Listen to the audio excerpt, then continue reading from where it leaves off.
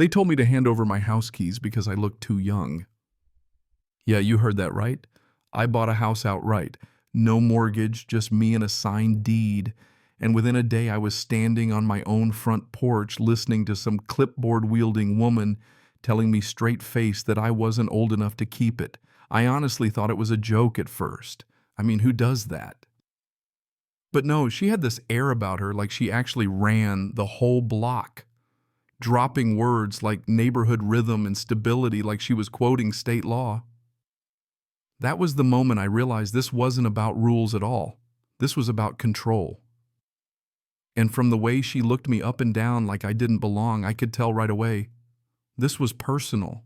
Moving day in Mapler should have been a celebration, years of saving, busting my tail, climbing from paralegal to logistics operations manager finally paid off. All my stuff lined up in neat boxes, sun-out fresh keys in my hand, and for a moment I just stood there breathing it in, thinking, no more monthly payments, no banker watching over my shoulder, just me and my house mine, free and clear. Man, if only I'd known. Enter Meredith Colton, president of the HOA, according to the badge on her shirt and the attitude in her eyes. She introduced herself, real pleasant-like. But before she even said hello, she was busy eyeing my license plate peering through my windows, pacing my yard like a home inspector with a grudge. "Welcome to Maple Crest," she finally said. Except her smile had the warmth of a DMV photo booth. I stuck out my hand, said, "I'm Andre Whitman, trying to keep things neighborly." She just glanced at it, didn't shake, and flipped through her clipboard like she was checking if I'd made her hit list. Then she hit me with it. "We need to discuss your situation." That's how she put it. Apparently, Maple Rest had established protocols for new residents, especially younger ones, folks under 40 like me.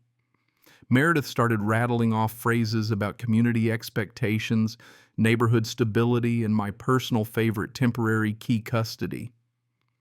I asked for specifics, but she just kept dodging. "You'll understand in time. We've learned from experience." Yeah, I bet you have. Then came the punchline, or so I thought. She handed me this official-looking form and said, "For the next 30 days, you'll need to surrender your house keys to the Association for Safekeeping. It's standard for residents under 40. I blinked, waited for her to laugh. She didn't. I said, "Ma'am, I own this house outright. Deeds in my name, no mortgage, no lien, no bank. This is mine." She barely flinched. "Oh, I'm sure you have paperwork," she said, waving it off, "but paperwork and community acceptance are two different things."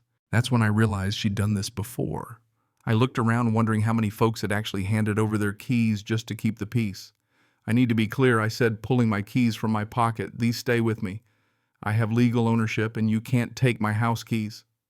For a second, her smile faded, but then she scribbled a note on her clipboard. "You have 72 hours to reconsider. Otherwise, alternative measures." The way she said it, it was a threat wrapped in a fake smile. As she walked away, I could feel eyes on me neighbors peeking through blinds, waiting to see who'd win this round. Next thing I know, I'm coming home to a stack of violation notices jammed in my door. First one said I'd made unauthorized exterior modifications, even though the place looked exactly like it did at closing. The second was about my car violating parking standards, even though it was dead center on my own driveway, like every other car on the street. I actually went out with a tape measure, just to be sure. The third was a real gem. I was apparently guilty of disrupting neighborhood communication protocols by missing a community meeting that took place 3 days before I'd even bought the house. By this point, it was clear they weren't just making stuff up, they were testing me, trying to see if I'd crack or just leave. So I called Rebecca, a former colleague of mine, property law specialist. She took one look at the paperwork and said, "This is textbook age discrimination. Fair housing laws absolutely prohibit this kind of treatment." Which, yeah, was a relief to hear, but also kind of terrifying, because it meant I wasn't just up against a cranky neighbor, I was fighting a whole system. I went to the county office, hoping to find some leverage. Clerk behind the desk, pulled up our development, nothing. No record of a legitimate HOA, no special bylaws. He just looked at me and said, "You might want to talk to someone in the DA's office." That's when it hit me. This wasn't just petty harassment. This was organized fraud. Rebecca flagged the documents, sent them to a property law watchdog, and pretty soon I found out this HOA had a pattern, a history of pushing out debt-free younger homeowners with made-up violations, fake meetings, intimidation, even forged city records. And the registry. Someone had actually changed my property listing from my name to ownership under review. That's felony-level tampering. The pressure kept building. Fake security guards started patrolling the block and their notices got fancier, complete with fake seals and bogus case numbers. Neighbors started avoiding me. Then one night a grainy edited video popped up on the neighborhood app, supposedly showing me handing off a key to an unauthorized visitor. All it really showed was me giving my buddy Marcus the spare so he could help haul in a couch. They'd cropped out his work ID and the branded van. Pure character assassination. I posted the full video online for anyone to see. Rebecca had the digital forensics to back me up. These weren't amateur moves. This was a campaign. But now it was more than my reputation. They started sending anonymous emails to my job accusing me of destabilizing the community.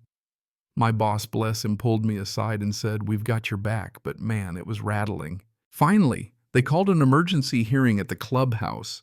A kangaroo court, basically.